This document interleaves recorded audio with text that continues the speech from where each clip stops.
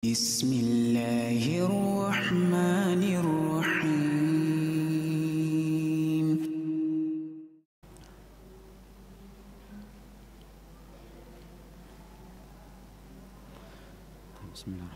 Assalamualaikum warahmatullahi wabarakatuh. Alhamdulillah. Alhamdulillahi rabbil alamin. Wa bihi nasta'inu ala umuri dunya waddin. Asyhadu an la ilaha illallah wahdahu la syarika lahu ilahul awwalin wal akhirin. Wa asyhadu anna Muhammadan abduhu wa rasuluhul mustafa al-amin. Salawatu rabbi wa salamuhu alaihi wa ala alihi wa sahabatihi wat tabi'in wa man tabi'ahum bi ihsanin ila yaumiddin. Amma ba'd. Para hadirin dan juga hadirat yang semoga senantiasa dirahmati oleh Allah Subhanahu wa taala. Alhamdulillah pada malam hari ini kita dapat berkumpul kembali untuk melanjutkan pelajaran kita tentang sirah Nabi sallallahu alaihi wasallam. Yang mana pada pertemuan yang lalu kita sudah sampai pada bagaimana Nabi sallallahu alaihi wasallam untuk yang pertama kalinya mendapatkan wahyu dari Allah Subhanahu wa taala melalui perantara malaikat Jibril alaihi salam di sebuah gunung yang di dalamnya terdapat sebuah goa, yaitu Jabal Nur, Gunung Nur, dan goa itu adalah goa Hira. Kemudian Nabi SAW menerima wahyu pertama yang Allah Subhanahu wa taala berikan kepada beliau, yaitu surat Al-Alaq dari ayat 1 sampai yang kelima. Allah Subhanahu wa taala berfirman, "Iqra bismi rabbikal ladzi khalaq, khalaqal insana min 'alaq, iqra wa rabbukal akram alladzi 'allama bil qalam, 'allamal insana ma lam ya'lam." Setelah itu kemudian untuk beberapa saat wahyu terputus. Allah Subhanahu wa taala tidak kemudian melanjutkan turunnya wahyu, menyampaikan wahyu kepada Nabi sallallahu alaihi wasallam setelah penyampaian wahyu yang pertama. Allah Subhanahu wa taala menunggu sampai saat Nabi sallallahu alaihi wasallam sudah tenang dari wahyu yang pertama, baru kemudian Allah Subhanahu wa taala memberikan wahyu berikutnya kepada beliau, yaitu surat Al-Muddathir. Kata Allah Subhanahu wa taala, "Ya ayyuhal muddathir qum fa'anzir wa rabbaka fakabbir wa thiyabaka fatahhir warrujza fahjur." Ma'asyiral muslimin wal muslimat rahimani Allah wa iyyakum. Selanjutnya setelah Nabi sallallahu alaihi wasallam mendapatkan wahyu berupa surat Al-Muddathir, beliau sallallahu alaihi wasallam sudah resmi Allah Subhanahu wa taala angkat menjadi seorang rasul yang kelak akan menyampaikan risalah Allah Subhanahu wa taala, agama Islam ini, ke seluruh penjuru dunia. Barulah setelah itu Nabi sallallahu alaihi wasallam memulai langkah-langkah beliau dalam berdakwah, dalam menyampaikan agama Allah. Dan di dalam langkah ini para ahli sejarah membagi dakwah ini menjadi dua periode, yaitu periode dakwah sirriyah, dakwah secara sembunyi-sembunyi. Yang kedua adalah dakwah jahriyah, yaitu berdakwah secara terang-terangan. Al-Imam Ibnul Qayyim rahimahullah ta'ala mengatakan, faslun fi tartibid da'wah walaha maratib, bab tentang pasal tentang tingkatan dalam berdakwah.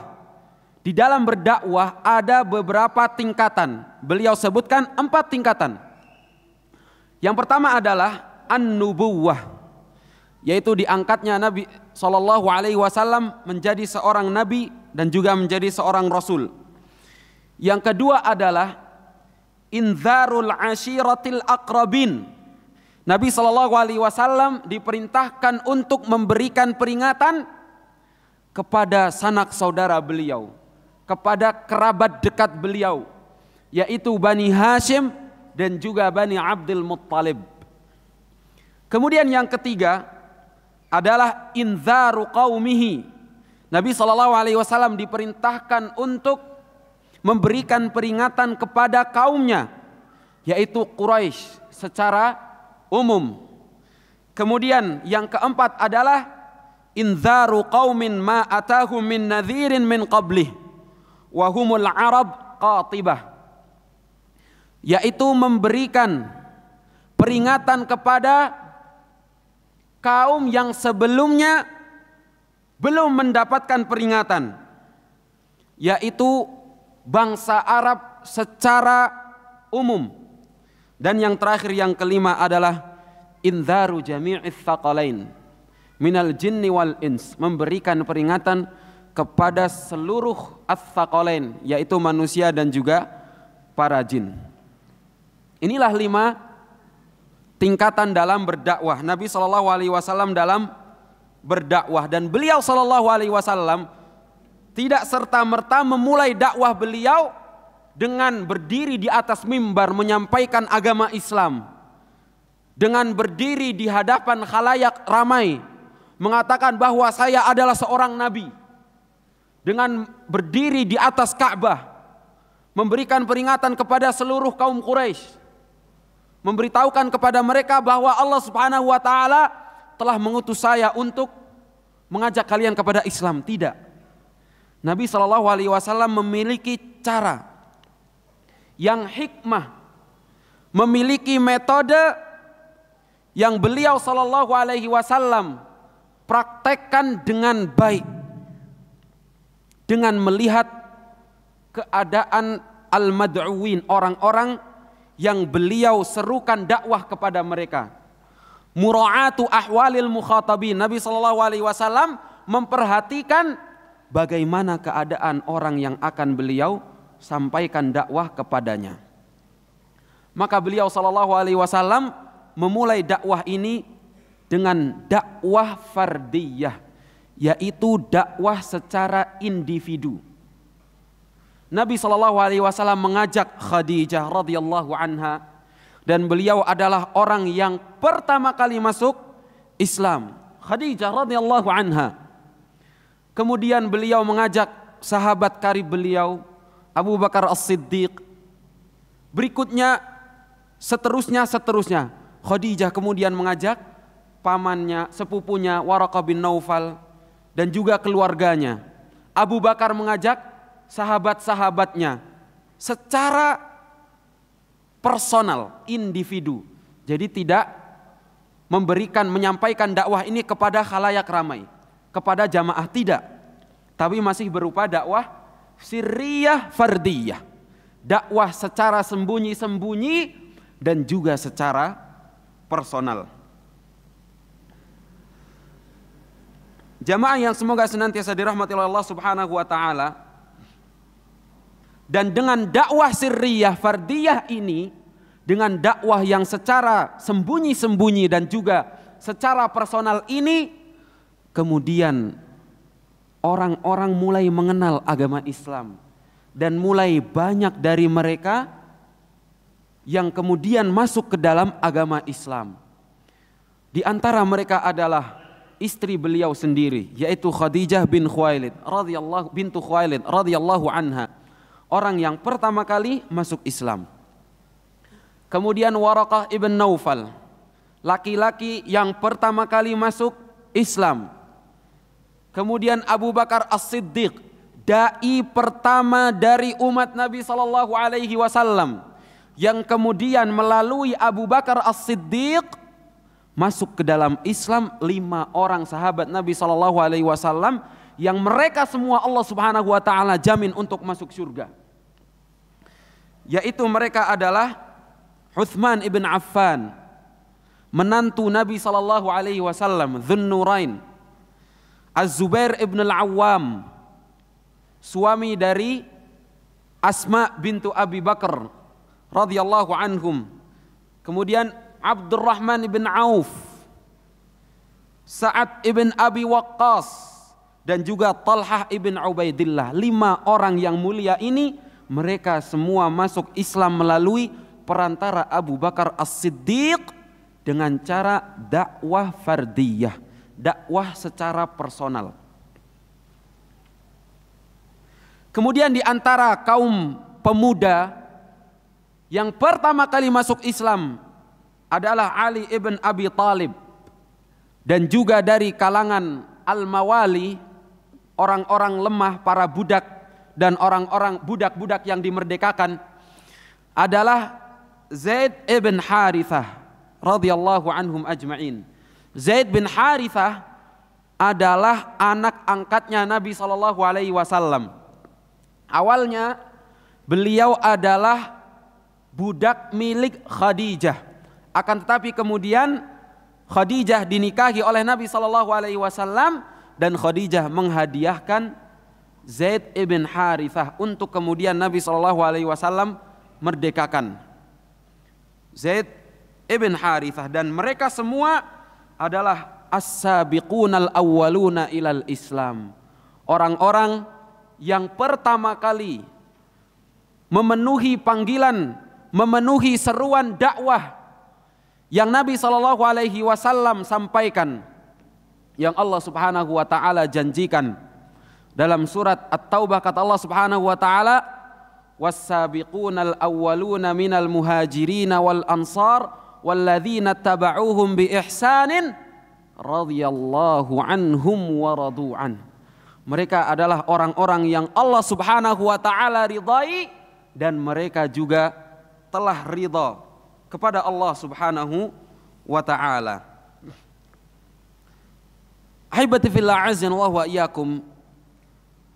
Ada beberapa pelajaran yang dapat kita ambil dari dakwah sirriyah fardiyah, dari metode dakwah secara sembunyi-sembunyi, metode dakwah secara individu yang dilakukan oleh Nabi SAW pada saat awal-awal beliau diangkat menjadi nabi dan juga menjadi rasul. Di antara pelajaran yang dapat kita ambil adalah Nabi SAW memulai dakwah beliau dengan sembunyi-sembunyi supaya manusia tidak terkejutkan. Tiba-tiba ada orang nongol ngaku-ngaku sebagai nabi, dia sebagai utusan Allah. Kira-kira gimana? Padahal keadaan bangsa Arab pada saat itu, mereka begitu mencintai kesyirikan, mereka begitu mencintai sesembahan-sesembahan mereka, patung-patung mereka, kemaksiatan-kemaksiatan yang mereka lakukan. Mereka sangat mencintai hal tersebut. Bagaimana kemudian tiba-tiba muncul seseorang yang mengaku sebagai nabi dan tiba-tiba menyuruh mereka untuk meninggalkan itu semua? Orang akan terkaget-kaget. Begitu pula ketika kita dakwah di tengah-tengah masyarakat yang mereka masih jahil, yang mereka itu masih belum berilmu, belum mengenal Islam atau belum mengenal ajaran Islam yang murni yang dibawakan oleh Nabi SAW. Hendaknya kita memulai dakwah ini dengan fardiyah, dengan cara individual. Kita dekati pemuka masyarakat, tokoh masyarakat, orang-orang yang kita kenal, kita ajak kepada dakwah Islam yang benar dengan lembut, dengan hikmah.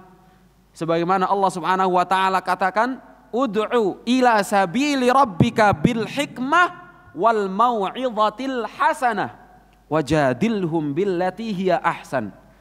Berdakwalah, serulah kepada jalan Allah Subhanahu wa taala bil hikmah, dengan hikmah, dengan bijak, wal mau'izatil hasanah, dan juga nasihat yang baik, wajadilhum billati hiya ahsan, dan ajaklah mereka diskusi dengan cara yang baik, bukan dengan cara ingin menampakkan kepintarannya, ingin menampakkan bahwa dia di atas kebenaran dan orang lain berada di atas kebatilan. Bukan.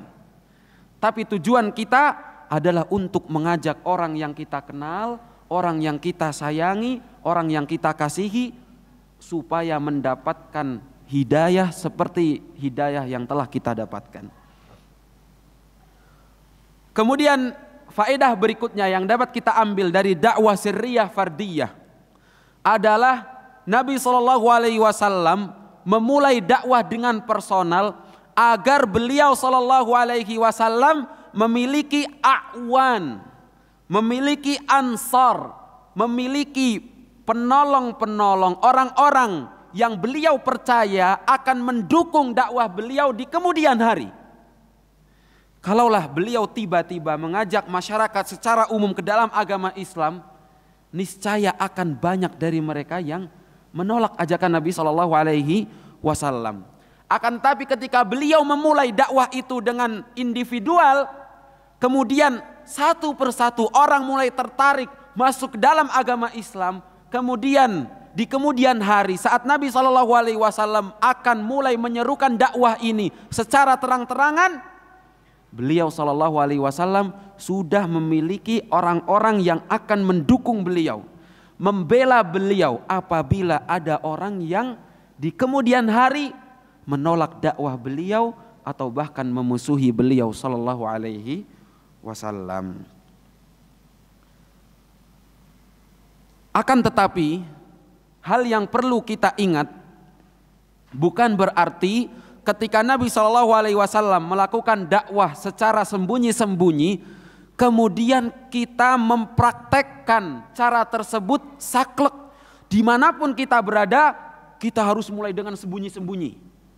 Tidak. Dengan dalil bahwa Nabi SAW juga memulai dakwah dengan sembunyi-sembunyi. Ketika kita berada di masyarakat, kita juga kemudian sembunyi-sembunyi. Tidak harus. Karena hukum asal dalam berdakwah adalah secara terang-terangan. Al-aslu fid dakwah al-i'lan.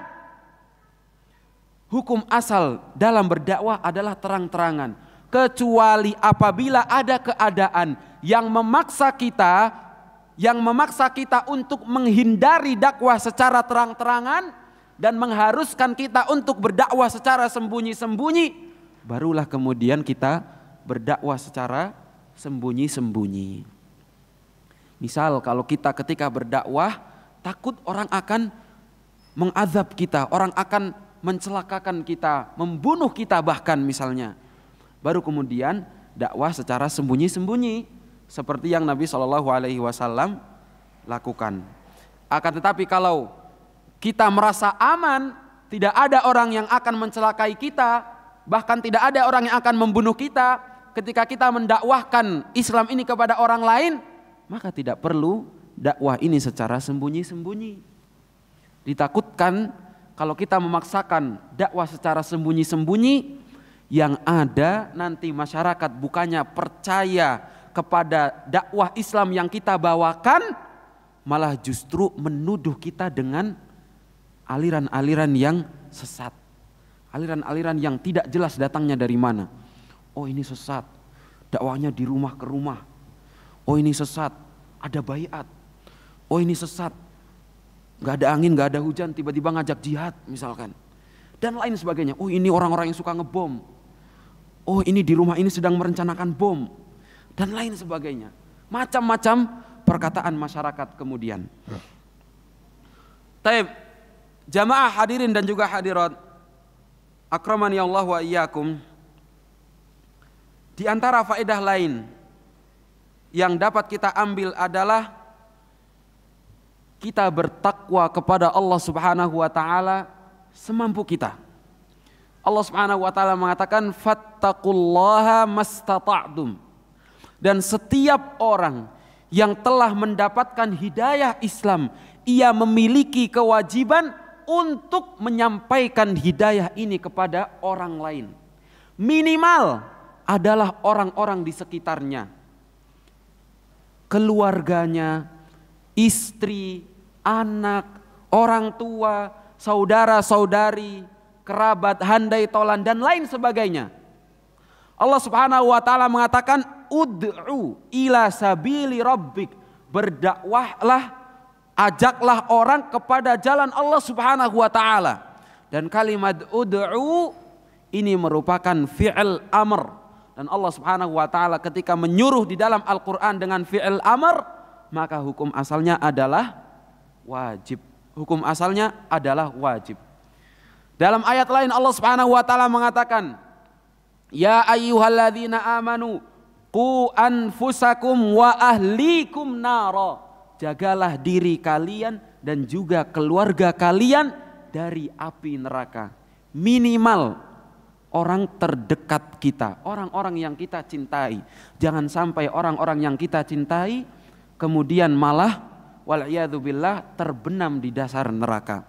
Dan Nabi SAW juga tidak serta-merta berdakwah kepada orang secara umum, berdakwah kepada orang yang jauh di sana, tidak.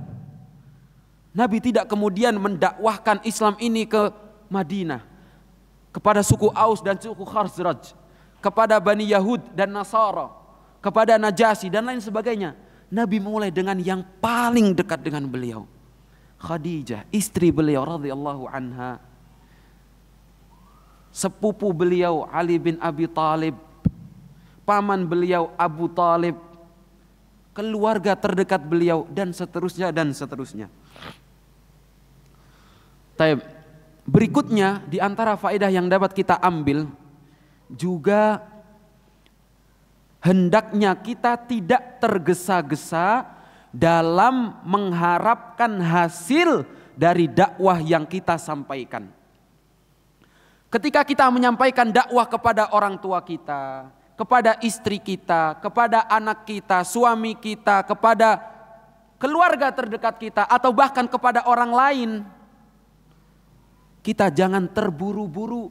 Mereka semua akan menerima dakwah yang kita sampaikan, akan mendengarkan ayat-ayat Allah, mendengarkan hadis-hadis Nabi yang kita sampaikan kepada mereka. Jangan tergesa-gesa. Nabi SAW memulai dakwah ini dengan sembunyi-sembunyi selama kurang lebih 3 tahun. Dan Nabi SAW berdakwah di Mekah kurang lebih selama 13 tahun. Baru kemudian beliau hijrah ke Madinah, dan beliau berdakwah di Madinah selama kurang lebih 10 tahun sampai Allah Subhanahu wa taala memanggil beliau. Jangan tergesa-gesa. Nabi SAW pun bersabar dalam mendakwahkan agama Islam ini. Dikatakan oleh seorang yang bijak, al-ajalatu minasyaitan, sifat tergesa-gesa itu datangnya dari syaitan. Lihatlah ketika Nabi SAW berdakwah, kemudian sedikit demi sedikit pengikut beliau mulai mendapati ancaman, mulai mendapati siksaan dari orang-orang kufar Quraisy. Sebagian mereka ada yang mengatakan kepada Nabi SAW, ya Rasulullah, kenapa engkau tidak mendoakan keselamatan kepada mereka? Kenapa engkau tidak meminta kepada Allah Subhanahu wa taala agar menyelesaikan azab mereka dari orang-orang kafir Quraisy? Apa kata Nabi SAW? Nabi tidak memenuhi permintaan mereka. Tidak kemudian berdoa kepada Allah meminta pertolongan untuk mereka, tidak. Nabi SAW mengatakan, isbiru, bersabarlah kalian. Fa innakum qaumun musta'jilun, kalian itu orang yang tergesa-gesa. Hendaknya dalam berdakwah kita jangan tergesa-gesa. Kita santai, sabar. Sehari, 2 hari, seminggu, 2 minggu, sebulan, 2 bulan, terus kita sampaikan kebenaran ini kepada orang-orang yang kita cintai, sembari kita berdoa kepada Allah Subhanahu wa taala agar Allah Subhanahu wa taala membukakan pintu hidayah kepada mereka orang-orang yang kita cintai. Dan kita harus ketahui dan kita harus yakini bahwasannya setiap orang itu memiliki niat kebaikan. itu memiliki hati nurani yang qabilun lil haq, yang sifatnya pada dasarnya adalah menerima kebenaran. Kita jangan pesimis. Baru dakwain orang tua sekali dua kali tiba-tiba mengatakan, orang tua saya mah hese, didakwahin mah nggak dengerin, batu cenah. Kita dakwain anak kita, aduh anak teh susah diatur. Dakwain istri kita, aduh istri mah didakwain malah minta yang lain, mintanya harta, minta waktu kepada suami, minta yang lain. Jangan kita kemudian putus asa. Ketahuilah bahwa Allah Subhanahu wa taala atau Nabi sallallahu alaihi wasallam beliau pernah bersabda, kullu mauludin yuladu 'alal fitrah. Setiap orang yang dilahirkan di dunia ini dilahirkan di atas fitrah. Fitrah untuk menerima kebenaran, fitrah untuk menerima dakwah. Akan tetapi barangkali belum saatnya, belum ngepas. Kalau kata orang-orang sekarang mungkin belum dapat kliknya, itu belum dapat. Mungkin dinasehati sekali, dua kali, perlu nasihat dari orang lain misalkan, atau kita perlu introspeksi, mungkin cara kita menyampaikan nasihat ini kurang bijak, kurang baik, kurang benar dalam menyampaikan nasihat. Insya Allah ketika kita menyampaikan nasihat ini murni dari dalam hati kita, menginginkan kebaikan untuk orang yang kita cintai, dan kita berharap berdoa kepada Allah Subhanahu wa taala untuk membukakan pintu hati orang tersebut, insya Allah taala Allah Subhanahu wa taala kemudian akan membukakan pintu hidayah untuk orang yang kita cintai. Haibati fillah azan wa iyyakum. Kemudian ada sedikit waktu untuk kita menteladani dari Khadijah radhiyallahu anha, perempuan atau bahkan orang yang pertama kali menerima dakwah Nabi sallallahu alaihi wasallam dan juga menjawab ajakan Nabi sallallahu alaihi wasallam. Ayyuhal akhwat, para ibu-ibu, para perempuan, ketahuilah bahwasannya agama Islam ini begitu memuliakan perempuan, dan agama Islam ini tidak memandang perempuan dengan sebelah mata. Nabi sallallahu alaihi wasallam pertama kali menyampaikan dakwah ini kepada laki-laki atau perempuan? Perempuan. Khadijah radhiyallahu anha.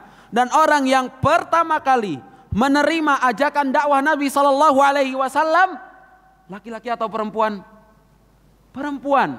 Dan bahkan Khadijah radhiyallahu anha adalah orang yang pertama kali mengorbankan semua yang ia miliki di jalan Allah. Ia mengorbankan harta yang ia miliki, ia mengorbankan dirinya, jiwa dan raganya untuk dakwah Nabi sallallahu alaihi wasallam, untuk Islam. Laki-laki atau perempuan? Perempuan. Maka Khadijah radhiyallahu anha dan orang-orang yang seperti Khadijah memiliki 4 kemuliaan. Khadijah radhiyallahu anha memiliki kemuliaan sabqiyatud dakwah. Yang pertama kali disampaikan kepadanya dakwah. Khadijah juga memiliki sabqiyatul istijabah. Yang pertama kali menerima dakwah.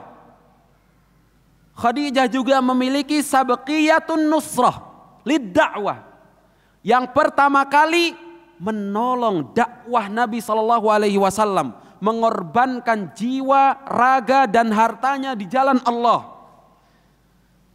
Bahkan perempuan itu merupakan orang yang pertama kali terbunuh di jalan Allah Subhanahu wa taala. Mungkin yang kita tahu adalah Mus'ab bin Umair, Hamzah bin Abdul Muttalib, para syuhada Badr, para syuhada Uhud, orang-orang yang terbunuh di jalan Allah Subhanahu wa taala.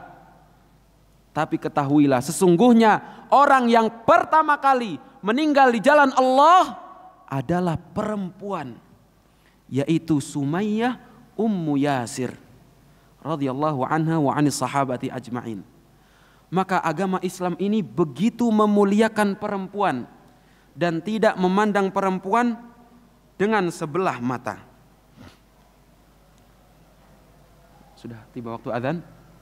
Tapi kita jeda salat isya terlebih dahulu. Insya Allah nanti setelah isya kita lanjutkan kembali. Tapi bismillah. Alhamdulillahi wa kafa wa salatu wa salamu ala nabiyil mustafa wa ala alihi wa sahabatihi wa man wafa wattaba bihudahu ila yaumi ba'thil wara.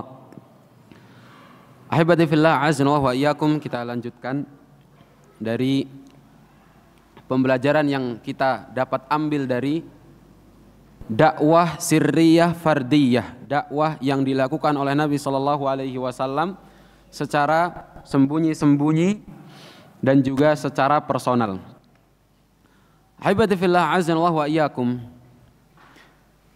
dari metode yang Nabi SAW lakukan pada awal mula beliau SAW menyampaikan dakwah ini kepada orang lain dengan secara sembunyi-sembunyi dan juga secara fardiyah, secara personal, ini menunjukkan betapa pentingnya cara dakwah dengan metode dakwah fardiyah, dakwah secara personal, dakwah secara individu.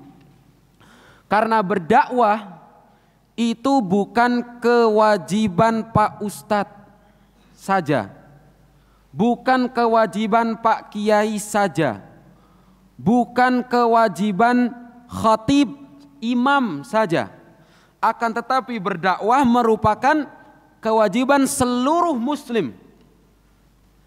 Asy-Syaikh Muhammad bin Abdul Wahhab At-Tamimi rahimahullah, beliau mengatakan, "I'lam rahimakallah annahu yajibu alaina ta'allumu arba'i masail."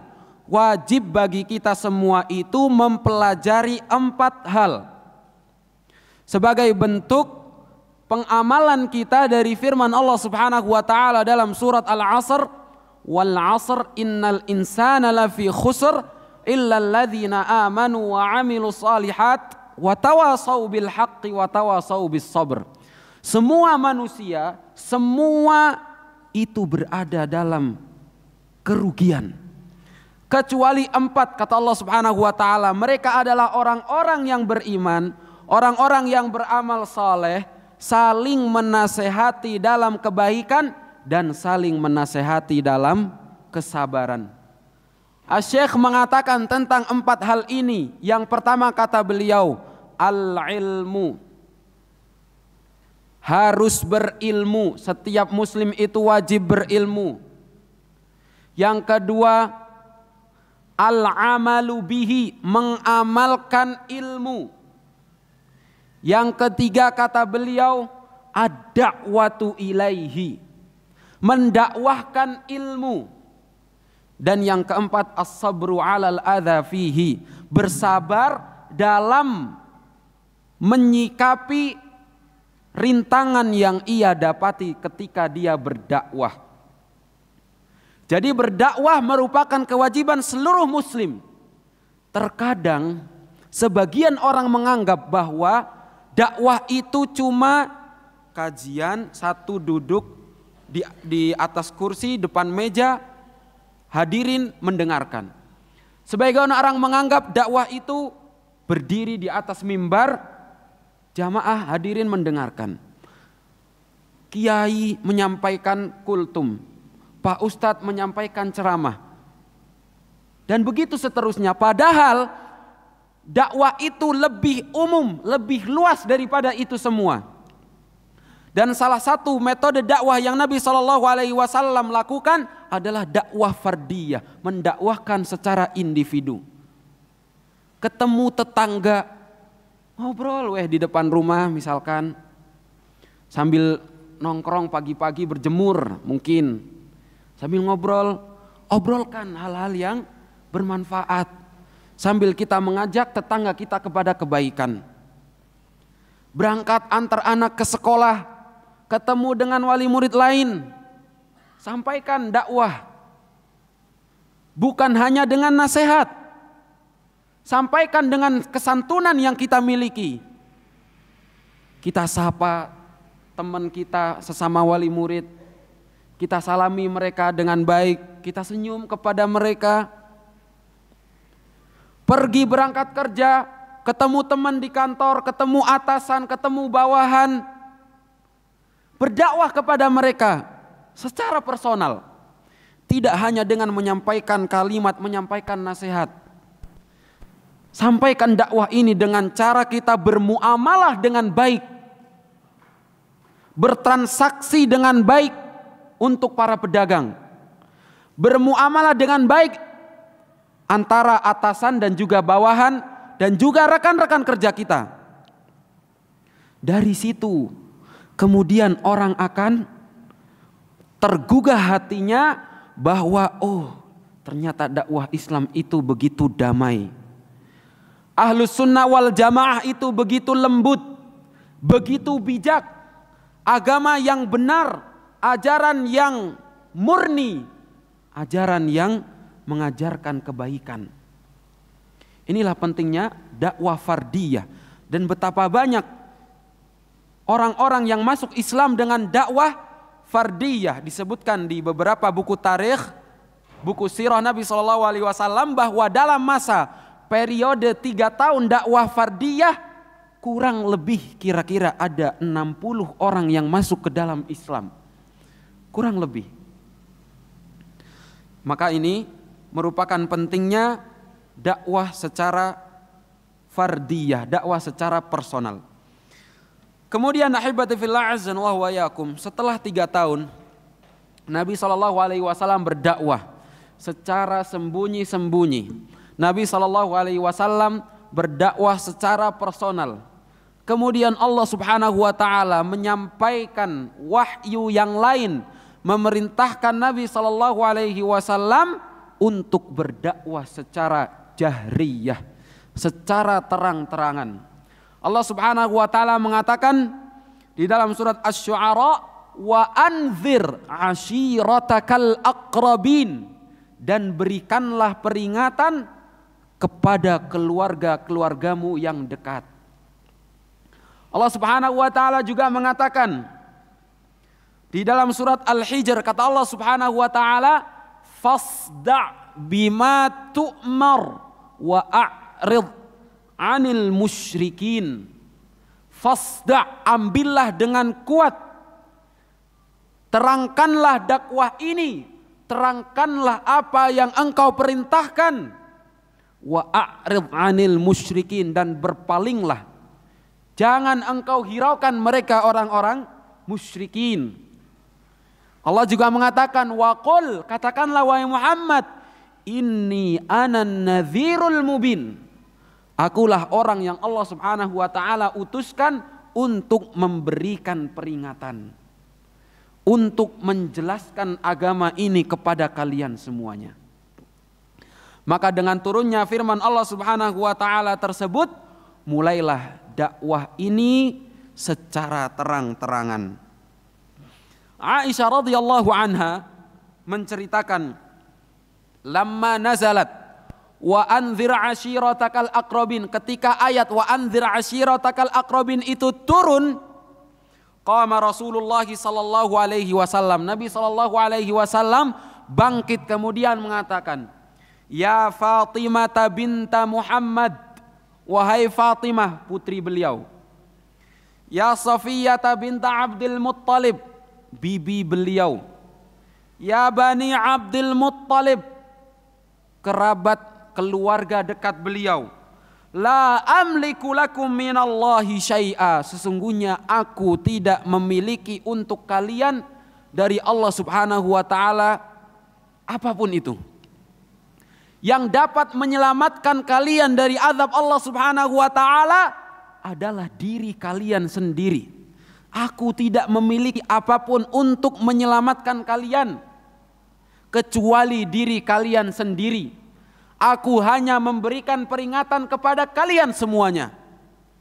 Saluni min mali ma syi'tum, mintalah kepadaku dari hartaku berapapun yang kalian kehendaki, akan tetapi aku tidak memiliki sedikit pun yang dapat menyelamatkan kalian semua dari azab Allah Subhanahu wa ta'ala. Di dalam riwayat lain, Abu Hurairah radhiyallahu anhu menceritakan, lamma nazalat hadhil ayah, ketika ayat ini turun, Nabi sallallahu alaihi wasallam mengajak orang-orang kaum Quraisy untuk berkumpul. Di riwayat lain dikatakan berkumpul di Bukit Safa. Nabi sallallahu alaihi wasallam naik ke Bukit Safa, kemudian menyeru kepada orang-orang Quraisy. Nabi sallallahu alaihi wasallam mengatakan, "Ya Bani Ka'ab bin Lu'ay, anqidhu anfusakum minan nar. Ya Bani Murrah bin Ka'ab, anqidhu anfusakum minan nar." Nabi sallallahu alaihi wasallam mulai menyeru kabilah-kabilah, dan Nabi sallallahu alaihi wasallam mengatakan kepada kabilah-kabilah tersebut, "Anqidhu anfusakum minan nar." Selamatkanlah diri kalian semua dari siksa api neraka. Haibati fillah azanallahu wa iyyakum. Nabi sallallahu alaihi wasallam ketika turun ayat tersebut, ayat yang memerintahkan beliau untuk berdakwah secara terang-terangan, seketika itu pula Nabi sallallahu alaihi wasallam kemudian menyampaikan dakwah ini secara terang-terangan. Beliau begitu bersegera dalam menjalankan perintah Allah Subhanahu wa ta'ala. Beliau tidak menunggu nanti, dan beliau sallallahu alaihi wasallam tidak membangkang apa yang Allah Subhanahu wa ta'ala perintahkan. Beliau sallallahu alaihi wasallam langsung bergegas menuju Bukit Safa untuk memberikan peringatan kepada kaumnya, memberikan peringatan kepada kaum Quraisy. Dalam riwayat lain, Nabi sallallahu alaihi wasallam mengawali apa yang akan beliau sampaikan dengan mengatakan, "Innar ra'id la yakdzibu ahlah." Sesungguhnya seorang pelopor, orang yang memulai sesuatu, orang yang memimpin kepada sesuatu, itu tidak mungkin dia itu menipu keluarganya sendiri. Wallahilladzi la ilaha illa huwa, inni rasulullahi ilaikum khasah. Demi Allah Subhanahu wa ta'ala, zat yang tidak ada sesembahan yang berhak untuk disembah selainnya, sesungguhnya aku adalah utusan Allah Subhanahu wa ta'ala kepada kalian secara khusus, wa ilan nasi ammah, dan juga utusan kepada manusia secara keseluruhan. Nabi SAW menyampaikan dakwah ini secara terang-terangan. Maka kemudian orang-orang dari kabilah Bani Abdul Muttalib, Bani Hashim, kabilah-kabilah lain yang Nabi SAW ajak untuk berkumpul, kemudian Nabi SAW serukan dakwah Islam kepada mereka, timbul dari mereka pro dan kontra. Sebagian dari mereka ada yang kemudian mengikuti Nabi SAW. Sebagian dari mereka ada yang mendukung Nabi SAW meskipun belum mau mengikuti ajaran beliau. Dan sebagian dari mereka ada yang menentang dengan terang-terangan dakwah beliau SAW. Di antaranya adalah paman beliau sendiri, yaitu Abu Lahab. Abu Lahab mengatakan kepada Nabi SAW, "Tabban laka ya Muhammad, tabban laka sairal ayyam." Celaka engkau Muhammad, alihada jama'tana, ajama'tana ala tajma'una illa lihada. Apakah engkau tidak mengumpulkan kita semua kecuali hanya untuk hal sepele ini? Kata Abu Lahab. Maka kemudian Allah Subhanahu wa ta'ala menurunkan satu surat khusus yang menceritakan tentang Abu Lahab dan juga istrinya. Allah Subhanahu wa taala mengatakan, tabbat yada abi lahab wa tab ma aghna anhu maluhu wa ma kasab sayasla naran dzata lahab wa imra'atuhu hammalatal hatab fi jidha hablum mim masad. Ayat yang dengan khusus mencela Abu Lahab, padahal Abu Lahab saat itu masih hidup.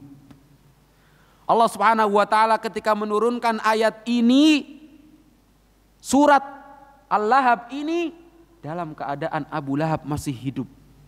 Akan tapi Allah Subhanahu wa taala sudah mengabarkan bahwa Abu Lahab ini tempatnya kelak ada di neraka.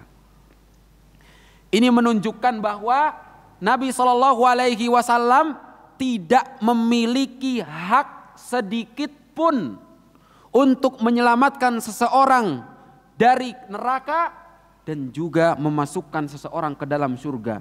Ini murni urusan Allah Subhanahu wa taala yang tidak ada campur tangan siapapun di dalamnya. Hak Allah Subhanahu wa taala. Karena Nabi SAW tidak berhak untuk menghukumi seseorang yang masih hidup bahwa dia merupakan ahli neraka. Al-Quran yang Allah Subhanahu wa taala, surat Al-Lahab yang Allah Subhanahu wa taala turunkan ini merupakan bukti bahwa surat Al-Quran ini dan Al-Quran secara keseluruhan ini merupakan murni dari Allah Subhanahu wa taala, bukan karangan Nabi SAW. Karena Nabi tidak memiliki hak untuk menghukumi seseorang yang masih hidup bahwa dia adalah ahli neraka. Allah Subhanahu wa taala lah yang mengkabarkan secara langsung bahwa Abu Lahab termasuk penghuni neraka dengan menurunkan surat Al-Lahab. Nasallallahu Subhanahu wa taala al-afiyah. Abid fillah azza wa iyyakum, di antara pelajaran yang dapat kita ambil dari kisah dakwahnya Nabi SAW secara terang-terangan, di antaranya adalah Nabi SAW memulai dakwah ini dengan sembunyi-sembunyi, baru kemudian terang-terangan. Dan baik sembunyi-sembunyi maupun terang-terangan, hal yang pertama kali Nabi SAW sampaikan kepada mereka adalah anqidhu anfusakum minan nar, selamatkanlah diri kalian dari api neraka. Ini menunjukkan bahwa hal yang terpenting untuk kita dakwahkan kepada orang lain adalah cara seseorang menyelamatkan diri dari api neraka. Tidak lain dan tidak bukan dengan mentauhidkan Allah Subhanahu wa taala semata. Karena tauhid inilah, mengesahkan Allah Subhanahu wa taala inilah hal yang dapat menyelamatkan seseorang dari api neraka. Sebaliknya, kesyirikan itulah yang dapat mengekalkan, mengabadikan seseorang di dalam panasnya api neraka. Nabi SAW mengatakan, man laqiyallaha la yusyriku bihi syai'a dakhalal jannah. Barang siapa yang berjumpa dengan Allah Subhanahu wa taala kelak dalam keadaan tidak menyekutukan Allah Subhanahu wa taala dengan sesuatu apapun, maka dia akan masuk surga. Sebaliknya, wa man laqiyahu yusyriku bihi syai'a dakhalan nar. Dan barang siapa yang berjumpa dengan Allah Subhanahu wa taala kelak dalam keadaan menyekutukan Allah Subhanahu wa taala, maka dia akan masuk ke dalam neraka.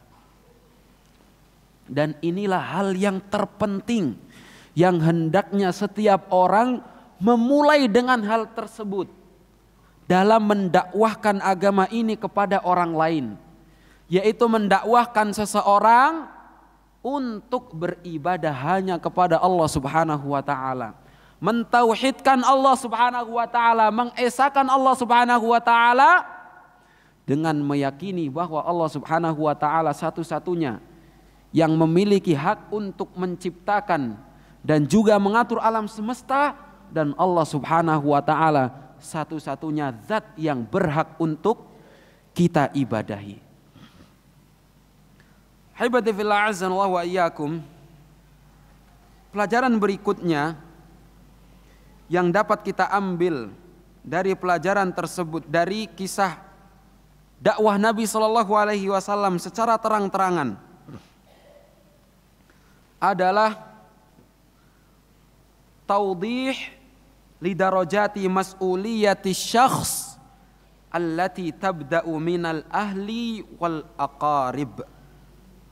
Pentingnya seseorang itu bertahap dalam berdakwah dan juga menyampaikan agama Islam ini dengan bertahap secara perorangan, mulai dari yang paling dekat, kemudian yang berikutnya, kemudian yang berikutnya, kemudian yang berikutnya.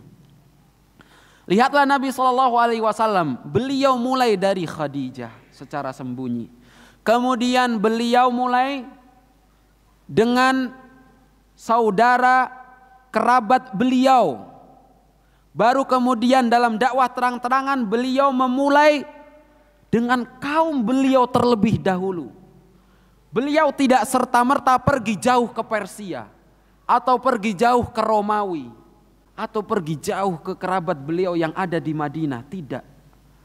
Beliau memulai dengan kaumnya terlebih dahulu. Maka hendaknya setiap dari kita menanyakan kepada diri kita masing-masing, bagaimana kita sudah menyampaikan dakwah ini kepada keluarga kita, bagaimana kita menyampaikan dakwah ini kepada karib kerabat kita, bagaimana kita menyampaikan dakwah ini kepada orang-orang terdekat kita. Karena Allah Subhanahu wa taala mengatakan, ya ayyuhalladzina amanu qu anfusakum wa ahliikum nara.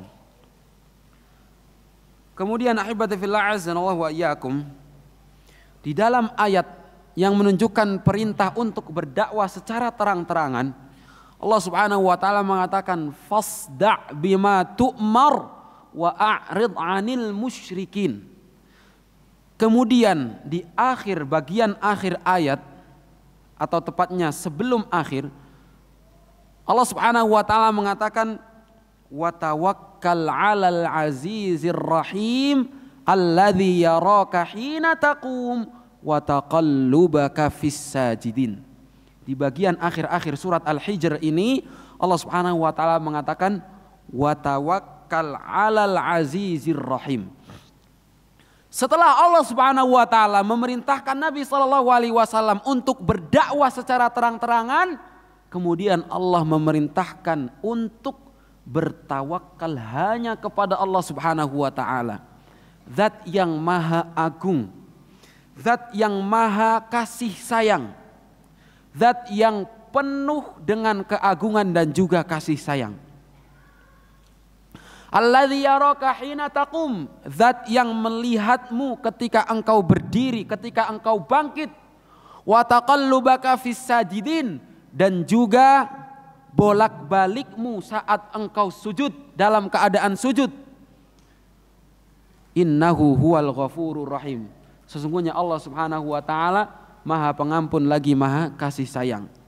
Setelah kita menyampaikan dakwah ini kepada orang yang kita cintai, kepada orang-orang di sekitar kita, hendaknya kita kemudian bertawakal kepada Allah Subhanahu wa taala. Pasrah, meminta kepada Allah Subhanahu wa taala untuk membukakan pintu hidayah untuk mereka, orang-orang yang kita cintai. Jangan kita hanya mengandalkan kepintaran yang kita miliki dalam menyampaikan dakwah. Jangan kita mengandalkan ilmu yang sudah kita pelajari kemudian kita sebarkan. Jangan kita mengandalkan pangkat yang kita miliki seakan-akan orang lain otomatis akan mengikuti kita sebagai atasan atau orang yang memiliki kedudukan. Tidak. Akan tetapi Allah Subhanahu wa taala lah muqallibal qulub, musarrifal qulub, zat yang maha membolak-balikan hati, yang memalingkan, mengarahkan hati seseorang kepada kebaikan maupun kebatilan. Kita serahkan semua urusan kita hanya kepada Allah Subhanahu wa ta'ala. Kemudian ahibati fillah azanallahu wa iyyakum, pelajaran berikutnya yang dapat kita ambil dari firman Allah Subhanahu wa ta'ala, fasda' bima tu'mar wa a'rid 'anil musyrikin, adalah saat kita menyampaikan dakwah ini, sampaikan dakwah ini dengan penuh izzah, dengan penuh quwwah, dengan penuh kekuatan, keyakinan, dan juga dengan penuh kemuliaan. Karena Islam yang kita sampaikan adalah agama yang paling mulia, yang hendaknya dipeluk oleh setiap manusia. Dan jangan kita lemah, jangan kita minder untuk menyampaikan dakwah ini. Karena terkadang ketika seseorang dalam sebuah majelis misalkan, mulai obrolan itu tentang bisnis, kemudian lanjut ke obrolan tentang perempuan. Kan ini kan kalau bapak-bapak ya, dunia, perempuan, jabatan. Bahan obrolan yang sering ada di dalam sebuah majelis. Ngomongin jabatan, siapa presidennya ini? Oh, kamu nanti milih siapa? Oh, bagaimana pemimpin di sekitarmu? Dan lain sebagainya. Kemudian ngomongin perempuan, tahu si fulanah enggak? Ngomongin istri, ngomongin orang lain, perempuan. Ngomongin harta, dunia, penghasilan kamu berapa, dan lain sebagainya. Dan merasa minder kemudian untuk membahas tentang hal yang bermanfaat, membahas tentang dakwah, menyampaikan kebaikan kepada orang lain. Takut-takut kalau bahasnya agama nanti akan dibilang so alim nih. Nanti akan dibilang, ini mah penghuni surga, udah biarin. Takut dicela, takut diejek oleh orang lain. Jangan. Nabi SAW Allah perintahkan fasda', bukan hanya terang-terangan, tapi dengan kuat, dengan penuh kekuatan dan juga kemuliaan untuk menyampaikan agama Islam ini kepada orang lain. Jangan lemah menyampaikan kebaikan kok minder. Justru ketika orang-orang itu semangat untuk menyampaikan kebatilan, bahkan dari mereka tidak sedikit yang bersabar dalam mendakwahkan kebatilan, kita jangan sampai kalah. Yang kita ingin sampaikan itu kebenaran. Yang kita sampaikan ini adalah ajaran yang benar yang Allah Subhanahu wa taala dan Nabi SAW ajarkan. Maka jangan sampai kita minder, percaya diri, kuat. Habibati fillah azanallahu wa iyyakum, Al-Imam Ibnul Qayyim rahimahullah menjelaskan bahwa an-nasu arba'atu asnaf. Manusia itu terbagi menjadi 4 macam, 4 golongan.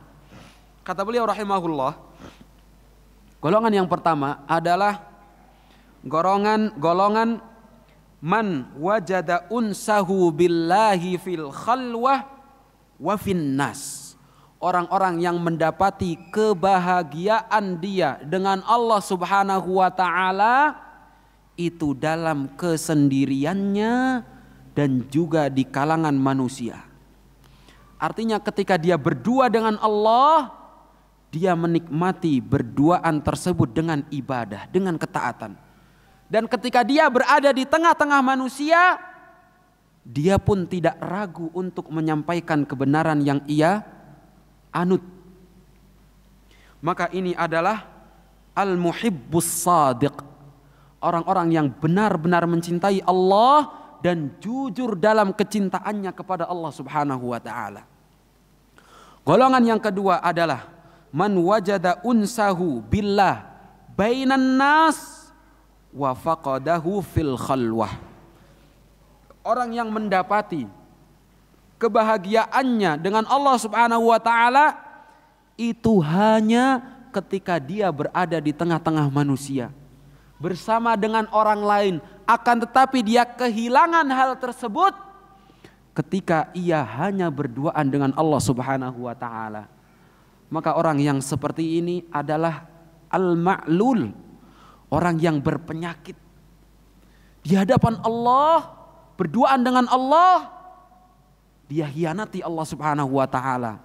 Akan tetapi di hadapan manusia, dia tampak seakan-akan dia adalah orang yang paling takut pada Allah Subhanahu wa taala.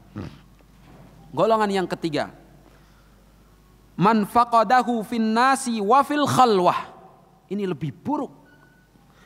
Orang yang tidak mendapati kebahagiaan dengan Allah Subhanahu wa taala, baik itu dalam kesendiriannya maupun di hadapan orang lain, maupun di hadapan manusia.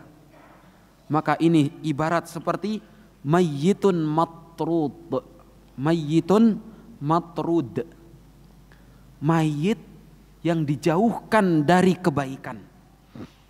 Adapun golongan yang keempat adalah man faqada unsahu billahi bainan nas wa wajadahu fil wahdah. Orang yang mendapati kebahagiaan tersebut saat dia bersama dengan Allah Subhanahu wa taala, akan tetapi dia tidak mendapatinya ketika dia sedang bersama dengan orang lain. Maka ini adalah shadiqun dhaif. Orang yang jujur dalam keimanannya, akan tetapi dia lemah. Tidak berani menyampaikan kebenaran ini kepada orang lain. Takut. Padahal Nabi SAW mengatakan al-mu'minul qawi khairun wa habbu ilallah minal mu'minid dhaif. Orang mukmin yang kuat itu lebih baik dan lebih dicintai oleh Allah Subhanahu wa taala daripada orang mukmin yang dhaif, orang mukmin yang lemah. Habibati fillah azza wa iyyakum. Lihatlah para penyihir Nabi Musa ketika mereka berada di atas kekufurannya, kemudian diajak oleh Fir'aun untuk menandingi Musa yang membawa mukjizat yang Fir'aun katakan itu adalah sihir. Ketika para penyihir mengetahui bahwa kebenaran itu memang berada pada sisi Musa, mereka serta-merta tunduk kepada Allah, patuh kepada Nabi Musa, mengikuti Nabi Musa. Dan Fir'aun ancam mereka semua. Kata Fir'aun, sebagaimana Allah Subhanahu wa taala ceritakan, la usallibannakum ajma'in.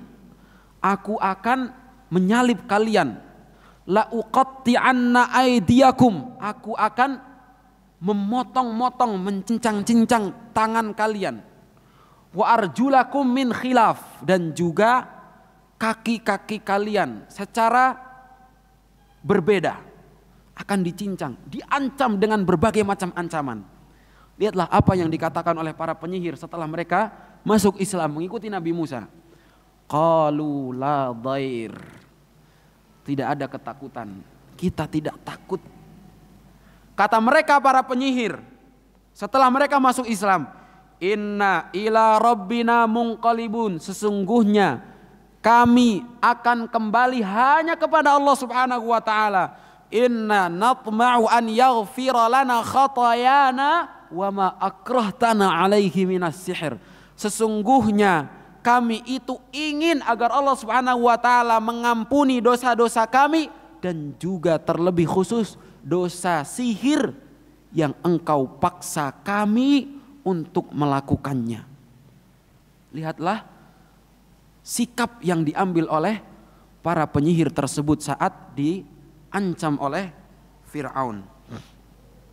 Dan seharusnya seperti itulah seorang muslim bersikap dalam menyampaikan kebaikan. Tidak ada rasa takut dalam menyampaikan kebaikan tersebut.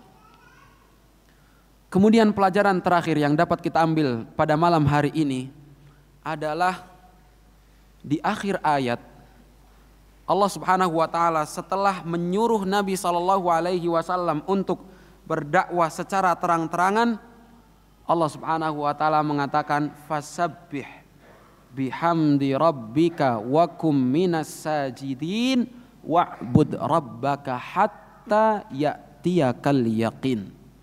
Maka bertasbihlah dengan menyebut nama Tuhanmu yang maha terpuji, dan jadilah engkau bersama dengan orang-orang yang sujud, dan sembahlah Allah Subhanahu wa taala Tuhanmu sampai datang kematian, sampai kematian datang menjemputmu. Ketika kita mendakwahkan kebenaran kepada orang lain, kemudian muncul dari mereka semua penolakan terhadap dakwah kita, belum mau mengikuti dakwah kita, setelah kita melakukan berbagai macam upaya dalam menyampaikan dakwah ini kepada mereka semua, maka cukup kita katakan subhanallah, fasabbih bihamdi rabbik, bertasbihlah, sabar, ucapkan zikir, sabar, berharap, senantiasa berdoa kepada Allah Subhanahu wa taala, dan jangan berputus asa, jangan bersedih hati. Ini salah satu obat yang Allah Subhanahu wa taala berikan kepada Nabi sallallahu alaihi wasallam ketika Allah memerintahkan beliau untuk berdakwah secara terang-terangan, tapi kemudian timbul penolakan dari kaum beliau. Allah Subhanahu wa taala mengatakan wa a'rid 'anil musyrikin, abaikanlah mereka orang-orang musyrikin. Dan Allah mengatakan fasabbih bihamdi rabbika wa kum minas sajidin wa'bud rabbaka hatta ya'tiyaka al yaqin. Demikian pelajaran yang dapat kita ambil pada malam hari ini dari dakwah Nabi sallallahu alaihi wasallam secara sembunyi-sembunyi, secara individu, kemudian dakwah beliau sallallahu alaihi wasallam secara terang-terangan. Semoga apa yang kita pelajari dapat bermanfaat bagi kita semuanya. Allahumma aqsim lana min khasyyatika ma tahulu bihi bainana wa baina ma'siyatik, wa min ta'atika ma tuballighuna bihi jannatak, wa min al-yaqini ma tuhawwinu bihi alaina masa'ibad dunya, wa mati'na Allahumma bi asma'ina wa absarina wa quwwatina abadan ma abqaitana, waj'alhu al-waritha minna waj'al tharana 'ala man zalamana wansurna 'ala man 'adana, wa la taj'al musibatana fi dinina, wa la taj'al ad-dunya akbar hammina wa la mablagha ilmina, wa la tusallit 'alaina Allahumma bi dhunubina man la yakhafuka fina wa la yarhamuna. Wa akhiru da'wana alhamdulillahi rabbil alamin. Sallallahu wasallam barak ala nabiyina Muhammadin wa ala alihi wa sahabatihi ajma'in. Thumma assalamu alaikum warahmatullahi wabarakatuh.